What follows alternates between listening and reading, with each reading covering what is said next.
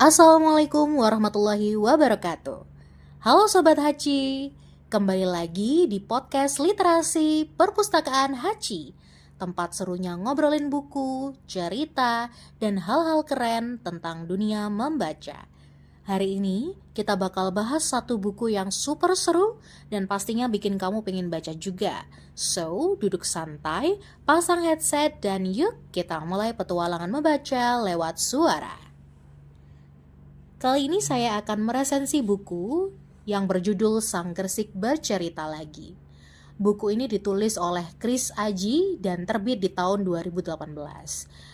Buku Sang Gresik Bercerita Lagi sebetulnya merupakan sebuah kumpulan kisah-kisah kearifan lokal Gresik tempo dulu. Jadi bagi orang-orang yang belum tahu Gresik itu seperti apa, buku ini cocok untuk menjadi salah satu referensi.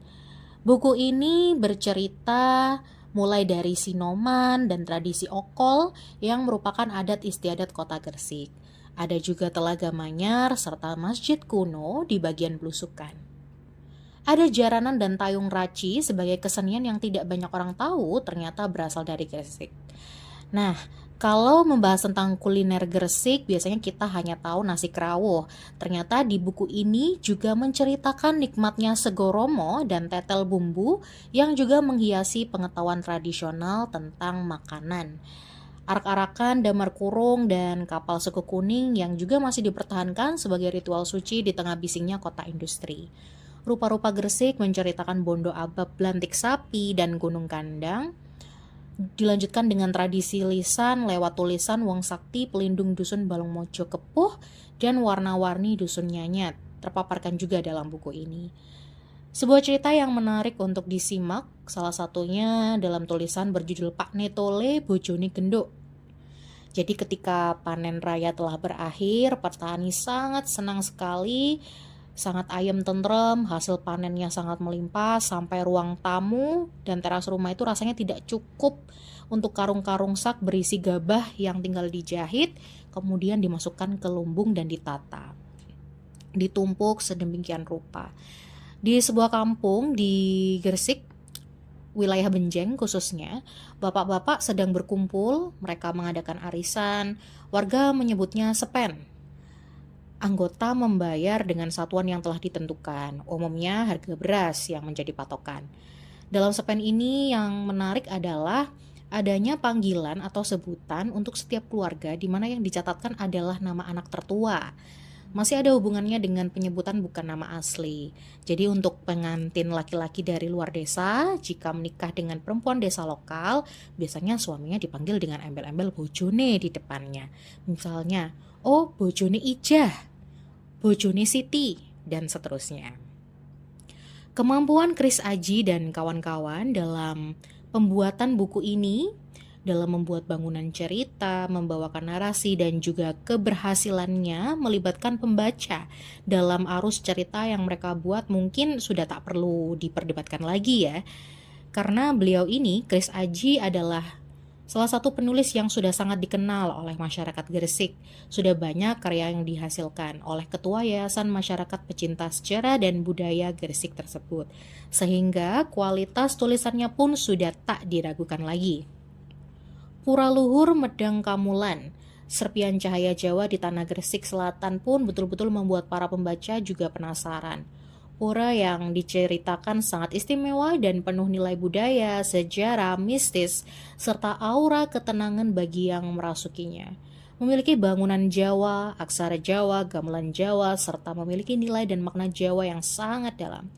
Tempat tertinggi pura, di mana sang yang bersemayam, terdapat padusan atau tempat air, dan Padmasana atau tempat Tuhan bersemayam, yang dalam pemahaman Hindu tak jauh berbeda dengan Ka'bah bagi orang Islam. Di dalam buku ini, Chris Aji menampilkan kualitas tulisan yang sama seperti buku Sang Gresik Bercerita Jilid 1 yang diterbitkan di tahun 2014. Sama sekali tidak ada masalah dengan hal itu. Sayangnya, dalam buku ini Chris Aji seperti ingin meluapkan segenap kegelisahannya terhadap masuknya budaya global yang sejatinya belum tentu baik atau belum tentu lebih baik dibanding kearifan budaya yang pernah dilakukan oleh pendahulu kita di masa lalu yang kini makin tergerus oleh roda globalisasi. Alih-alih menempatkan serpian budaya yang tercecer dalam setiap sudut buku ini, Chris Aji hampir selalu menyematkan kalimat berbahasa Gresikan di setiap penghujung cerita. Seperti di akhir cerita Kisah-kisah Desa Pongangan, dituliskan engko nek arep melu kirap tumpeng agung, weteng ojo diiseni dhisik teko omah, cek iso akeh mangan sego tumpengi. Hehehe.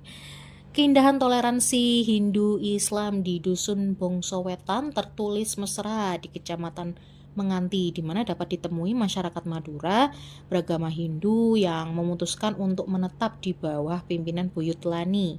Saat umat Hindu melaksanakan ibadah nyepi, umat Islam mengumandangkan azan tanpa menggunakan speaker.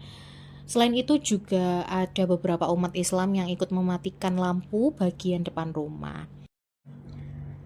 Rasa-rasanya berbagai hal tersebut dibuat dan ditampilkan satu sama lain demi mengusung satu gagasan yang sama, yakni berkebinekaan global. Kalau saja Chris Aji mengemas semuanya dalam buku dengan format kekinian, dengan gambar yang nyata, bukan ilustrasi, mungkin akan lebih elegan. Apalagi buku ini syarat dengan kearifan lokal yang banyak tidak diketahui generasi muda. Ada banyak hal yang saya pelajari dalam buku ini. Tentu saja salah satunya tidak menutup diri pada keberagaman budaya lokal tanah kelahiran.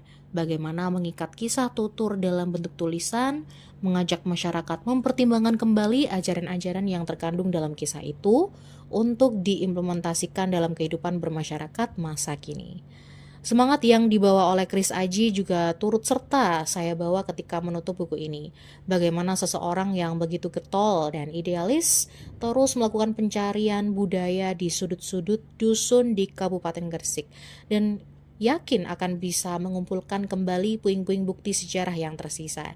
Dan ya, selalu ada kesempatan untuk menjadi orang yang lebih baik dan lebih berbudaya. Seperti saya yang dulu enggan menikmati buku-buku sejarah, kini saya, kita, dan kalian semua berkesempatan untuk menjadi orang yang lebih terbuka dengan wawasan budaya lokal dan akan menemukan jalan untuk membantu mendokumentasikan budaya saat ini. Selalu ada kesempatan untuk memulai, bukan? Maka, mulailah dari sekarang untuk tak lelah memotret warisan budaya di sekitar kita. Seperti saya yang berubah dari orang yang cuek akan pagelaran budaya di tempat saya tinggal, menjadi orang yang mulai mengikuti setiap pagelaran budaya yang ada. Nah, itu tadi adalah resensi buku berjudul Sang Gresik Bercerita Lagi.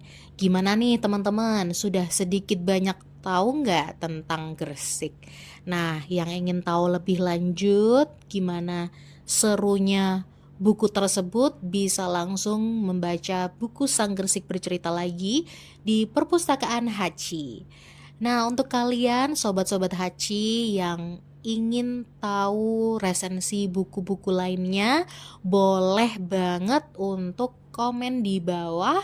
Nanti kita akan buat resensi buku lainnya. See you all, thank you. Wassalamualaikum warahmatullahi wabarakatuh.